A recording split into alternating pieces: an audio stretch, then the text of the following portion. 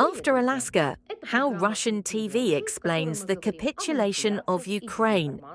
The broadcast of the program 60 Minutes from August 18, 2025 is a vivid illustration of how Russian state television constructs a narrative about the war.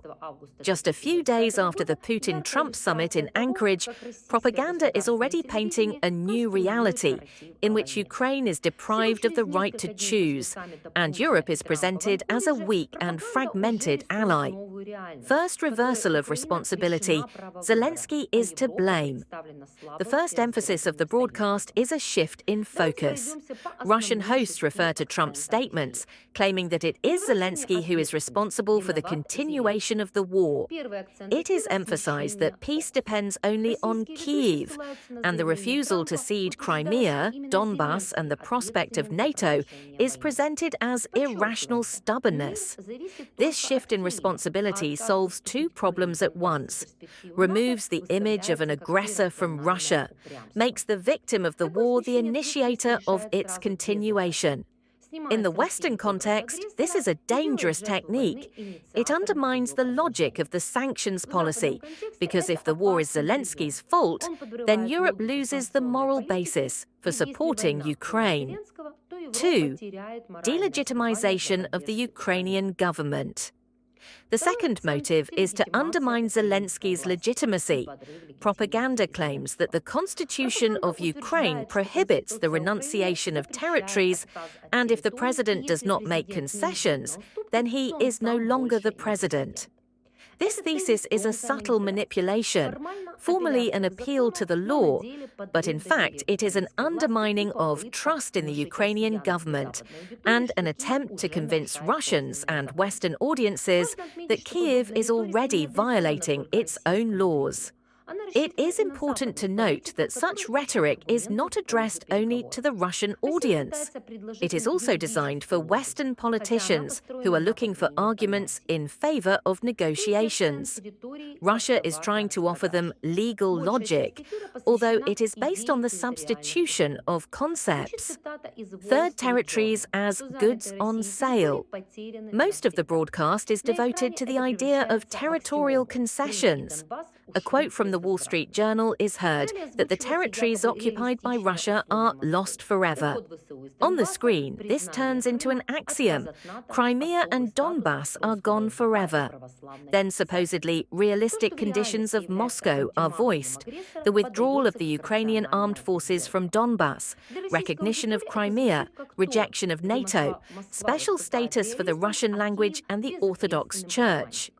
What is in reality an ultimatum from the aggressor is presented as a rational deal.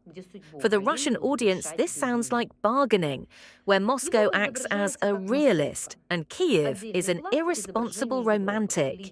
For Europe, this should sound like a warning. Russia is preparing the ground for Yalta II, where the fate of Ukraine will be decided without it. 4. Europe as extras. A separate layer is the image of Europe.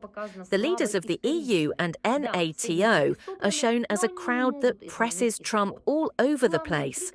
But at the same time, their role is devalued. If Zelensky does not agree to the conditions, Ukraine will be handed over to the Europeans for support. In this way, Europe is shown as weak and secondary. Yes, the allies are gathered, but they cannot change the outcome. The main intrigue is only between Moscow and Washington. This image is a systematic line of Russian propaganda. The US is recognized as an equal partner, and the EU is written off as an extra. 5. Putin's symbolic victory. A lot of attention is paid to the details of the meeting in Anchorage: the handshake, the looks, the gestures. The idea is given that Putin looked like a winner, and Trump recognized him as an equal. For the domestic audience, this reinforces the key message. Russia is no longer isolated. Its leader is back in the club of great powers. For the foreign audience, this is a signal. Moscow knows how to dictate the rules, and the West will have to accept it. 6. The myth of Trump's realism. A separate narrative is Trump as a pragmatist. The hosts repeat, He is unpredictable, but a realist. So he must admit that Ukraine can only get the worst possible deal. In fact, Russian propaganda creates an image of the American president as a mediator who is forced to accept Moscow's conditions.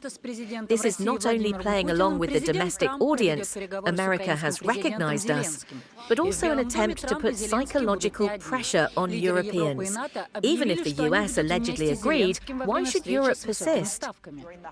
The leaders of Europe and NATO have announced that they will be with Zelensky for the high-stakes meeting.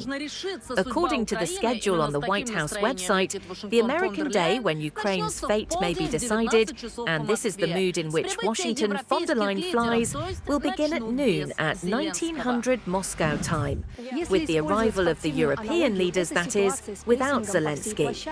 To use a sports analogy, this situation with pressure all over the court, Europe wants to show that it is acting as a united front. No one here wants to see a repeat of the humiliating scene that took place a few months ago.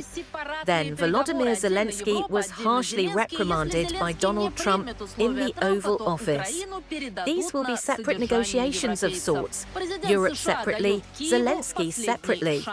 If Zelensky does not accept Trump's terms, then Ukraine will be handed over to the Europeans. The US president is giving Kyiv one last chance. Ukrainian President Volodymyr Zelensky can almost instantly end the war with Russia if he wants, or he can continue to fight. Remember how it all started. No return of Crimea, which was given away by Obama 12 years ago, without a single shot being fired. No entry of Ukraine into NATO. Dangerous consequences for Europe. It is important for the European reader to see that such broadcasts are not just domestic Russian agitation. These are information signals to the outside. They form three key messages. The war can only end with Ukraine's capitulation. The US is ready for a big deal with Russia. Europe is not a subject, but only an extra in this game. If these narratives take hold, it will be more difficult for European society to support sanctions and military aid to Kyiv. The broadcast of 60 Minutes on August 18, 2025, is not a discussion of facts, but a demonstration of a new mythology. Putin won, Ukraine lost, Europe is secondary. Manipulation of facts, selective quotes from Western media, legal substitutions.